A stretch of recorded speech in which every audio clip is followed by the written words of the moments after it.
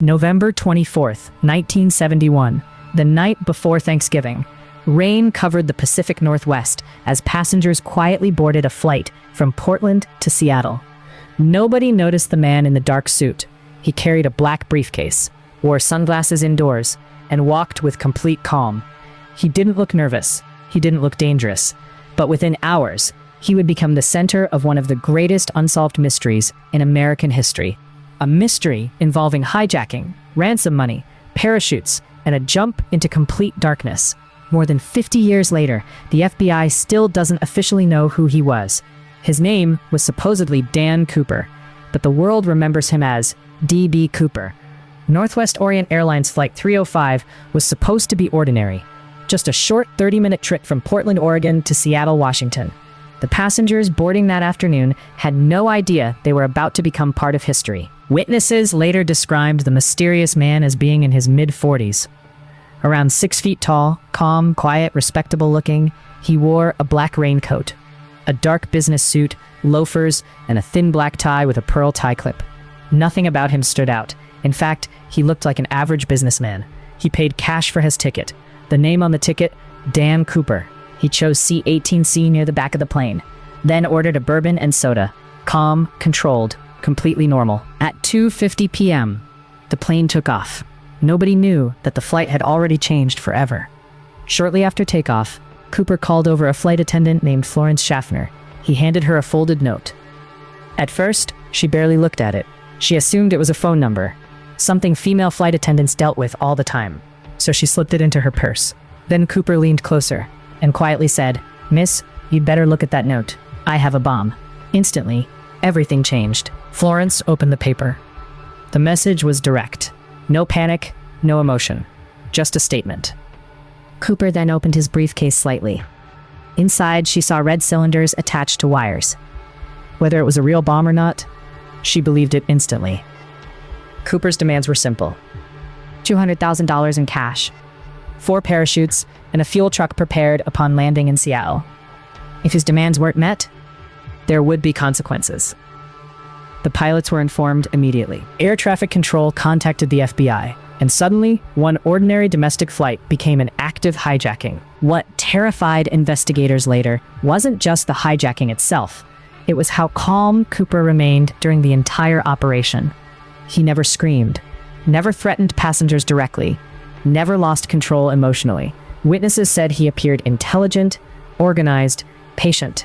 While the plane circled in the air, waiting for authorities to prepare the ransom, Cooper simply sat in his seat, drinking bourbon and smoking cigarettes, calmly, like a man waiting for a delayed train. At one point, he even paid for his drink. Think about that. A hijacker, in the middle of a federal crime, still paid his bar tab. The passengers had no idea how serious the situation truly was. Most believed there was some kind of minor technical issue. Meanwhile, the FBI scrambled to gather ransom money. The serial numbers of every bill were secretly photographed. Authorities hoped that someday, the money would lead back to the hijacker. But they had no idea the mystery was only beginning. As the plane approached Seattle, police cars surrounded the runway. Lights flashed through the rain. FBI agents waited in silence. Cooper instructed the pilots carefully.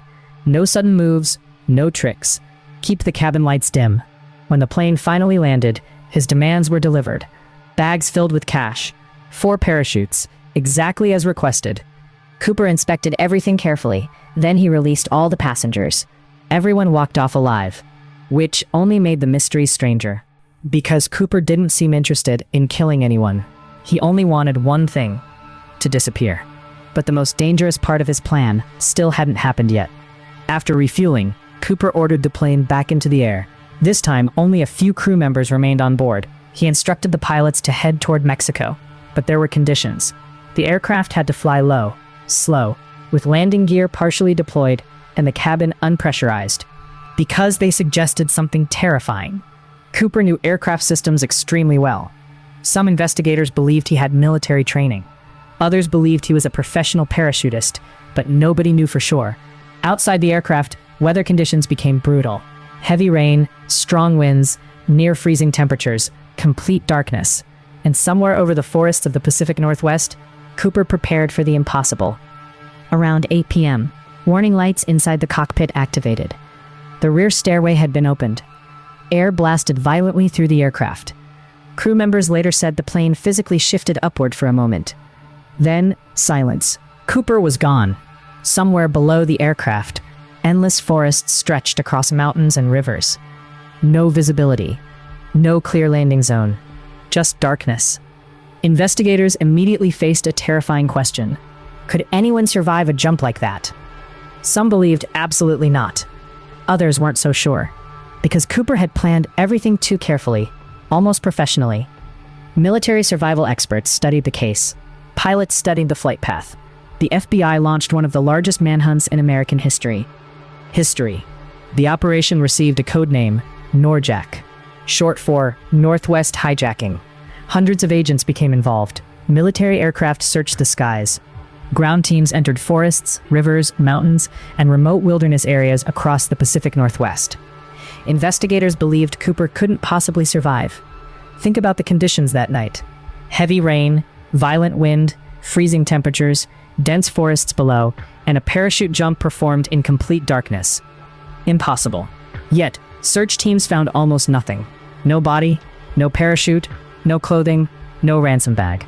Nothing. It was as if Cooper vanished before ever touching the ground. And that possibility terrified investigators even more. Because if he survived, then one of the most wanted men in America was still out there somewhere. Even though Cooper disappeared, he didn't leave completely empty-handed. Inside the plane, investigators recovered several items connected to the hijacker. A black clip-on tie, and cigarette butts from the cigarettes he smoked during the flight.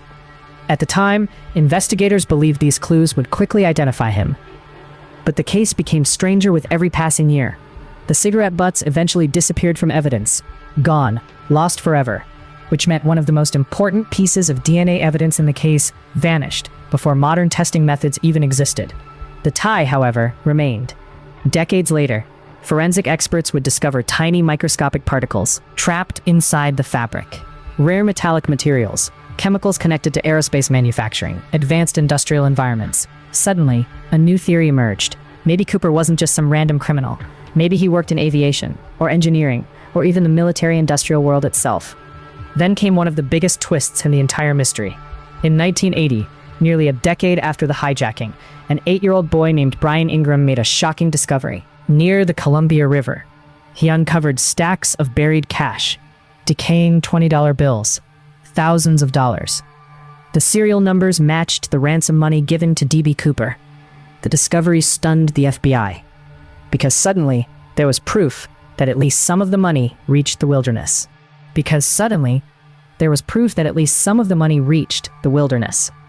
But the discovery only created more questions. How did the money get there? Did Cooper bury it himself? Did it wash downstream after his death? Or was someone else involved? Investigators analyzed river patterns, soil movement, water flow, weather history. Yet no explanation fully made sense. The money discovery became another impossible puzzle inside an already impossible case. And perhaps most importantly, the majority of the ransom money was never recovered, meaning somewhere the rest may still exist. Over the decades, hundreds of suspects were investigated. Pilots, veterans, skydivers, criminals, engineers, ordinary men accused by friends and family. Some theories sounded believable, others sounded completely insane.